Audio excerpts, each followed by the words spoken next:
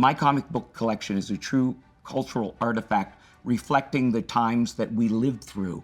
And it will explain to people in the future what it was like to be in America in the 50s, 60s, 70s, and 80s, and understand all the problems we had, our happiness, our sadness, everything about us.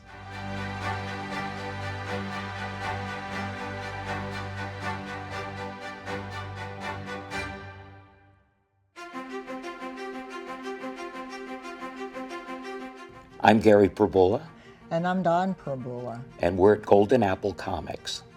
When Golden Apple Comics opened in 1979, the store was a 400-square-foot hole in the wall, a fitting supplier for Gary Prebula's comic book habit, which had developed at a young age. I got my first comic book when I was 3 years old. My mother and father were going out for the New Year's Eve party, and they bribed me with a comic book, and I read the comic book over and over and over because the story was so incredible, and I just wanted more comics. The first comic book I read was a Superman comic book. Superman still excites me, and it's a comic book that I still collect to this very day. When I was a kid, I didn't have a particular affinity for comic books, but I've always been an avid reader. When I got together with Gary, I wasn't quite sure that he was a comic book collector. But as our relationship grew, I started to realize how important it was to him. We funded the hobby actually by buying real estate.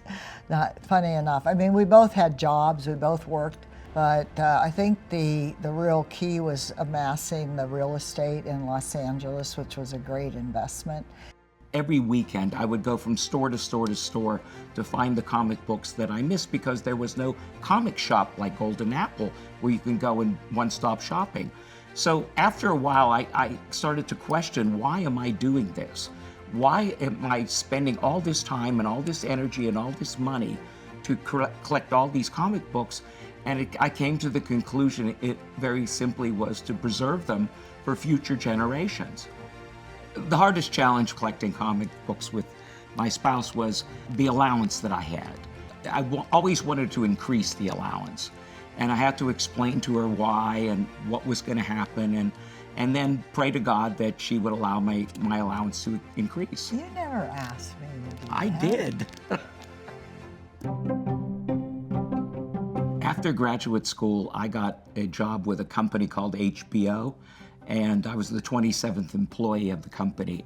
I really didn't enjoy working in television as an executive. I wanted to write, direct, and produce, and I went into television as a writer, producer, and director, and that basically funded a lot of the comic books that I bought. At the height of Prebula's collection, he had amassed 80,000 comic books, worth at least $500,000. Most memorable comic that I acquired was the first Marvel comic, Spider-Man #1, that I really went crazy over. Well, the character Peter Parker was my age, and it was unusual to find a comic book hero character who was young and a teenager, basically, and you could easily relate to everything that the character was going through. If you juxtaposition it to other Marvel characters, say Thor, who was an older man who turns into a Norse god with a hammer and flies around, that's really hard to relate to. But when you're Spider-Man, you're having problems at lunch and at school and girlfriends, and then you have to go out and save people's lives, and that was easy to relate to. X-Men was the most exciting and expensive comic book that I found. The reason was that I found the comic book twice, once in Butler, Pennsylvania, where I lived, and then I found it again in Cleveland, Ohio, and the color schemes on the magazines were different. And it was exciting to know that I had an unusual comic book here. Later in life, when I happened to work with Stan Lee, I asked him about the two different color schemes, and he said, "Oh yeah, those were in Cleveland." And so it verified that I had a comic book that was really very rare. And when our comic book collection was appraised, The appraiser person had never seen that cover before. Nobody's even heard about that mistake. Yeah, I'm sure that there were probably 20,000 copies of that X-Men made, and probably 4 or 5 have survived. Prebula had always been more of an enthusiast than a profit-driven collector, and he had never sold his comic books for a profit. So, in his 6th decade of collecting, something began to gnaw at Prebula. He had amassed nearly 80,000 comic books, and now wanted to make good on his lifelong ambition to share his collection and passion with future generations.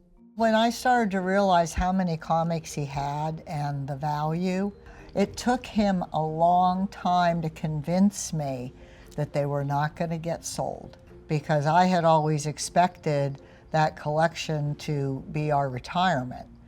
In hindsight, I know it was the right thing to do. Well, we decided to give the comic book collection in a donation to the University of Pennsylvania. And the reason was very simple. Everything that I have in life is because of Penn. The University of Pennsylvania introduced me to my business partner. It introduced me to understanding how to succeed in life. It taught me everything I need to know about business at Wharton. It really gave me a framework to go on and succeed in life. The biggest problem that a collector is going to confront giving their collection away is the remorse that you have before you give it away. You start to feel like, oh my God, why am I doing this? Am I crazy? This is something that is important to you, and you're giving it away to someone. He was a mess the night before they came to pick up the books. And he had the worst night, the worst sleep, tossing and turning. He was like gonna lose his child or something. And then the books were gone, and I felt relief, an amazing sense of relief and happiness. They're now going to where they should go. They're going to be protected, they're going to be saved, and they're no longer my problem. I don't have to worry about that. Prebula wasn't the only one thinking about the future of his collection. Ryan and Kendra Leibowitz, who have run Golden Apple since 2004, were instrumental in getting the collection donation ready and shipped to Penn through Golden Apple Comic and Art Foundation, a tiny charity with support from A-list celebrities, including Keanu Reeves, Kevin Eastman, and Kevin Smith. The foundation aims to act as a middleman, finding library homes for additional private collections and getting them ready for donation. Anyone that wants to donate their comic books or comic art to a foundation can do it through the Golden Apple Foundation, and they take your comics, they take your art, they put them in order, they list them, they catalog them, and they'll know exactly what you have, and the institution that your comics or your comic art is going to will know exactly what they have, and they won't have to do it. It turns out that donating comic books, let alone 80,000 of them, isn't as easy as writing a check to your favorite charity, particularly if you want to maximize your tax benefits and assure your collection is available for study. The collection is currently going through more processing by both librarians and an appraiser hired by the Prebulas. While the collection is worth north of $500,000, it's up to the appraiser to determine its final value for tax deduction purposes. Penn is going to be very protective of this collection, and we feel very good about where it is, and he can still visit. Gary and I have been married for 55 years. We've been together for 57 years, and ever since then I knew he was a little boy trapped in a man's body. He has enjoyed his books. I would never take that away from him. He really truly looks forward to his books, and he takes just about every Saturday afternoon, watches television, and reads his comics. And that's been the way it's been for 55 years.